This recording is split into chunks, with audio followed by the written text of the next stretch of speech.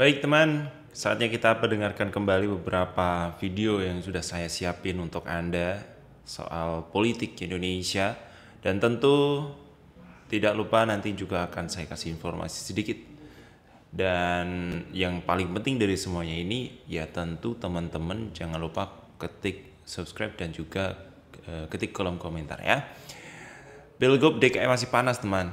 Jadi ini bisa jadi rematch kedua Anies versus Ahok. Bisa jadi ini peluang juga untuk Ganjar. Bagaimana pendapat Anda? Sebelumnya kita akan mendengarkan bagaimana Bang Rocky Gerung mengaduk-aduk berpikir kita soal kenapa PKB dan Nasdem sudah bergabung dengan Koalisi 02, sedangkan PKS sepertinya ditolak. PDI sepertinya masih tetap kekeh bahwa berada di luar gerbong. Kita coba pendengarkan seperti apa. Jadi mestinya taat asas saja bahwa Gerindra nggak usah pamer-pamer demi persatuan demi persatuan. Ya memang dari awal kita perlu itu kok, dan tidak mungkin persatuan itu hanya didamaikan melalui masuk koalisi. Itu konyolnya di situ. Iya, iya. Dan masuk bukan dengan menjadi oposisi berarti kita tidak bersatu kan, sebenarnya. Iya, setiap kali oposisi maupun yang punya posisi itu mengucapkan Pancasila yang sama, menyanyikan lagu Indonesia Raya yang sama, itu udah tanda persatuan. Tapi bukan bersatu di dalam segala hal. Bagaimana jadinya demokrasi kalau bersatu dalam semua hal? Tuh, pemilu nggak perlu ada. Kita apa namanya, datang pada dukun aja, kasih tahu yang mana yang mau memimpin 2024. Jadi gini, bersatu itu ya nggak harus bareng-bareng gitu. Bersatu itu ya bersatu, akan tetapi oposisi itu bukan berarti anti pemerintah yang setiap kritisi-kritisinya itu tidak mendasar. Saya kira ini penting untuk sekelasnya Bang Rocky Gerung dan menyampaikan sedemikian detail. Kita masih berharap ada kubu oposisi, entah itu siapa ya.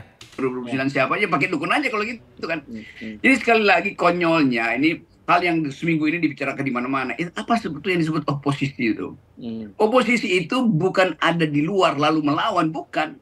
Oposisi itu dari awal memang berbeda secara ideologis tuh. Hmm. Kalau oposisi ditawar masuk ke dalam posisi, itu artinya dari awal dia nggak punya ideologi dong. Kan Hmm. itu intinya begitu tuh. Jadi selalu orang menganggap bahwa ya daripada beroposisi nanti nggak dapat kekuasaan ya di luar aja. Loh, ini bukan soal kekuasaan, ini soal jalan pikiran partai yang memang harus berbeda. Ya, Karena ya. mesti itu yang didalilkan oleh partai-partai. PAN mesti dalilkan bahwa dari awal dia ada di dalam koalisi. Kita nangkep ya, kita nangkep aja gitu apa yang dikatakan Bang Rocky ini, kita nangkep gitu, bener. Jadi kalau oposisi bukan berarti kemudian menjadi gabung gara-gara ditawarin posisi. Tuh, saya nggak nyindir Nasdem, nggak nyindir PKB ya, tapi ini bener ya. Perubahan, sorry, koalisi apa namanya Keberlanjutan. ini, keberlanjutan. Oleh karena itu dia minta juga Prabowo nggak perlu lagi meminta PKB PKS bergabung. Bukan PKS dan PKB yang dia larang, bilang sama Prabowo jangan minta PKB dan PKS. Nah ini PAN gila kan? Oh kalau mau bergabung ya rubah, jangan pakai teori perubahan, pakai teori keberlanjutan. Ngapain dia kirim sinyal ke PAN? Mestinya Zulhas bilang pada Prabowo, Prabowo jangan undang mereka, kan itu maksudnya. Ini jauh lebih solutif ya daripada Zulhaf. Ketua PAN ya memberikan statement PKS PKB atau mungkin Nasdem itu kalau mau gabung sama 02 rubah dulu nih perubahannya gitu kan. Daripada begitu mending ngobrol nih yang jelas-jelas satu kubunya, yaitu Prabowo Subianto. Nggak usah lah menerima PKB PKS, beres. Iya, oke. Next ya, kita coba untuk berpindah sebentar beberapa informasi yang sepertinya saat ini harus kita sama-sama sampaikan bahwa pilkada, pilgub itu akan berjalan serentak dan beriringan. Saya kira ini menjadi peluang penting bahwa adanya kemungkinan setelah Anies gagal jadi presiden, bisa jadi Anies versus Ahok ini terulang. Seberapa mungkin dan seberapa peluangnya? Mari kita coba. Dilansir dari CNN Indonesia teman, tepatnya di hari ini pemilihan kepala daerah Pilkada Jakarta 2024 diprediksi masih akan berlangsung panas. Dan meski statusnya tak lama lagi bukan sebagai ibu kota negara atau IKN, tapi Jakarta masih tetap saja tempat yang paling istimewa. Jakarta akan menggelar pemilihan kepala daerah bersama seluruh daerah lainnya di Indonesia pada tanggal 27 November 2024. Harusnya lebih proper deh ya, dipersiapin semuanya. Jangan sampai kita dapat gubernur yang nggak baik. Saya kira itu yang bisa jadi diskusi-diskusi ya di berbagai tempat. Salah satunya di stasiun TV ya. Seberapa kemungkinan Anies dan Ahok ini remix kembali. Dan tentu poros yang paling luar biasa ya tentu Nasdem, PKS, itu poros Jawa Tengah dan Jakartanya kuat ya. Tapi tentu kita juga harus memahami PDIP ini bisa saja mencalonkan Ahok atau berpasangan dengan Ganjar Pranowo. Saya kira ini menjadi penting. Tapi asupan informasi dari Tempo, nama Anies ini tidak muncul di nama-nama PKS atau calon yang dicalonkan PKS dan Nasdem. Gila, nanti kita coba untuk bahas lagi seperti apa perbincangannya. Next kita coba untuk mendengarkan dari Total Politik teman. Jadi Yusuf Wanandi ini tentu teman-teman tahu ya, senior banget nih. Jadi kita coba untuk simak seperti apa bisikan-bisikan saat bertemu dengan Prabowo bahwa banyak yang akan mengadu domba dengan Presiden Jokowi saat ini. Mari kita coba untuk dengarkan kayak gimana maksudnya. Nggak ada lagi yang lain. Kan silakan dah lo. Gitu toh. Gue bilang sama si Hasto juga, babel lu tuh ibu lu tuh lu, mbak lu tertibkan. Ditertibkan kalau bahasa Benny Murdani di Pak itu Pak. Wah, disensor nih. Ya. Begitu ceritanya tuh. Iya. Ya, tapi hasil pemilu sekarang nih Pak, ya. Pilpres sekarang, Oke. pemilu sekarang, Baik. itu merefleksikan apa yang Pak JW khawatirkan itu enggak? Soal Bu Mega, soal Pak Jokowi, soal... Ya maafkan ya bahwa memang ya ada perbedaan-perbedaan yang tidak perlu sebetulnya. Tapi ya kan nasi sudah jadi bubur. Toh tidak bisa kita bilang maafkanlah sudah lupakan. Tidak bisa lupa. Ya toh. Tapi ya sudahlah. Hasil ini kan yang terbaik. Dia nomor 1 di partai, ya toh, antara DPR, di atas yang satu lagi menjadi presiden. Kan baik itu sebetulnya. Kenapa mesti satu tangan semua? Itu cari penyakit namanya kalau semua di satu tangan. Nah Pak, kita bedah satu-satu Pak. Ini kan Pak Prabowo dapat 58% ya. Kemudian Mas Anies dapat 24 ya kan. Salah semua kita. Dari Pak siapa namanya itu terakhir Pas Ganjar itu 16%. Lupa dia nama Ganjar. Kalau kalah ini suka karena lupa ingatan gitu Pak. Iya, betul. Nah, oke dari Ganjar dulu Pak. Ini Ganjar ini kan selama tahun 2022 kan survei-surveinya CSIS bahkan itu udah mengatakan Ganjar itu ada di 30-an% Pak, tinggi sekali. Nah Pak, banyak survei mengatakan bahwa sampai 33% sepanjang tahun 2022 sampai 2023 pertengahan, dan kemarin juga Sekjen PDI juga mengatakan ini survei-surveinya aja 33% gitu. Bahkan Sekjen PDI bilang menurut algoritmanya Ganjar Mahfud Pak, ya itu angkanya itu 33% Mas. Ya. Aduh, inilah penyakit mereka itu. Mereka itu gua juga bilang sama kita ngomong-ngomong tentu ya. Kan sama Sofyan kan tentu gua ngomong.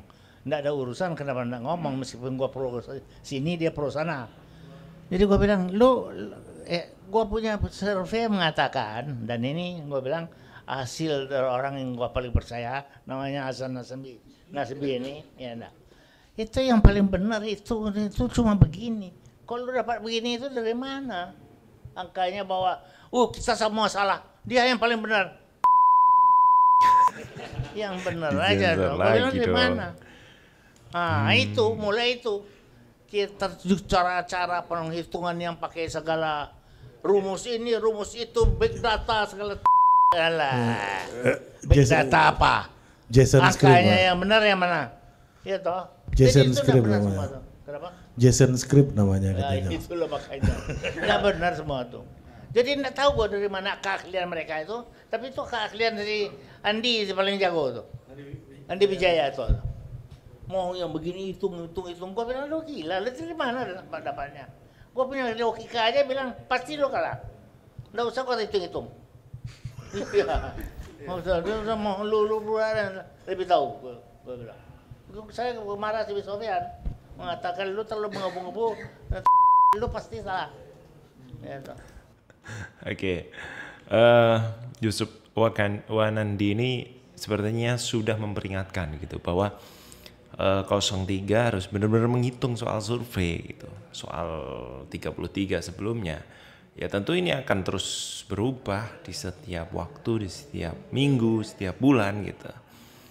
Oke, semuanya udah beres. Saya kira ini ada sesuatu yang penting ya. Tapi kalau saya pribadi melihat bahwa Yusuf Wanandi ini memberikan statement yang lebih jelas bahwa bakal banyak ada yang mengadu domba Pak Prabowo dan Jokowi, mesti harus tahan nafsu atau lebih slow atas setiap respon dari netizen, dari lawan politiknya dan seterusnya ya. Mari kita coba untuk mendengarkan kembali. Ini ngerti lah dari teman-teman. Ini andalannya Tempo lah ya, bocor halus. Ini ada statement yang menurut saya ini kayaknya penting untuk kita perdengarkan ya. Tanya tuh ke kolega-kolega Anies, nextnya gimana nih Anies Baswedan setelah Pilpres ini selesai gitu. Nah, salah satu opsi yang mereka exercise itu adalah peluang untuk maju lagi dalam Pilgub DKI. Dan ini menarik nih soal yang siapa yang akan mengusung Anies nanti. Ini kan sebetulnya banyak yang membaca bahwa Anies akan diusung oleh PKS dan Nasdem gitu kan nextnya gitu. Tapi ternyata dalam pertemuan Surya Paloh dan PKS kemarin di Gondang Dia atau di kantor DPP Nasdem, mereka membahas soal kemungkinan mereka bersama dalam pilkada untuk mengusung gubernur khususnya di DKI dan Jawa Barat gitu. Nah, nama Anies tidak muncul di situ. Nama Anies nggak muncul di situ. Wow. Belum muncul di situ. Kok bisa? Terus nama siapa? Bisa jadi Bang Ridwan Kamil, tetapi ya kita nggak tahu lah seperti apa kubu Anies sekarang ya. Setelah lebur di Pilpres, sepertinya PKB, Nasdem sudah mendukung Prabowo Subianto dan juga Gibran. Ini tinggal sisa-sisa puing mendukung yang sebenarnya tidak non-partai mendukung Anies, dan ini tidak dicalonkan kembali di DKI. Bisa jadi ini menjadi sesuatu yang menarik ya. Kita coba untuk lihat sekilas saja beberapa informasi yang mungkin bisa jadi asupan informasi untuk teman-teman semuanya, bahwa kita coba pendengarkan beberapa informasi tadi. Kita coba pendengarkan juga beberapa informasi seputaran dengan pro kontra di balik langkah Prabowo rangkul partai X pendukung Anies. Seberapa logis gitu. Karena kan secara ideologi dan usungan perubahan saja diakomodasinya udah kayak nggak mungkin itu, bahwa Anies itu antitesanya Jokowi atau keberlanjutan yang diusung oleh 02. Tapi nyatanya kok jalan gitu. Kayak gimana sebenarnya logikanya? Yuk, CNN Indonesia teman, hari ini langkah Presiden terpilih ya, Prabowo Subianto merangkul partai-partai mantan pendukung Anies, menuai pro dan kontra.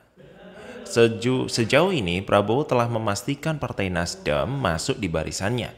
Dua partai lainnya adalah PKB dan PKS masih dalam tahap pendekatan. Prabowo telah melobi Nasdem sejak sebelum penetapan hasil Pilpres. Dia mendatangi Ketua Umum Partai Nasdem Surya Paloh pada 22 Maret 2024. Nah, langkah itu membuat gusar Partai Demokrat yang pernah berkonflik dengan Nasdem. Bener, ini kan tentu mengingat-ingat masa lalu, bahwa ini kok Nasdem jadi dirangkul nih, gimana nih gitu kan. Pak SBY pasti ngerasa dulu aja AHY nggak digandeng gini, kok jadi begini gitu kan. Sekali lagi kita bayangkan, coba kita masih di tempat yang lama, hancur lebur, betul? Kita tahu belum selesai, semua sudah kemana kemari. Ucap AHY pada acara buka bersama Partai Demokrat di Jakarta Sabtu 23 Maret 2024. Saya kira ini ucapan yang tepat mewakili ya. Kita bergeser bahwa ada dugaan asusila dari Ketua KPU Hasyim Asyari. DKPP segera akan sidangkan. Nah, laporan ini mengembus saat beberapa hari yang lalu ya, lebih tepatnya sebelum penetapan putusan MK.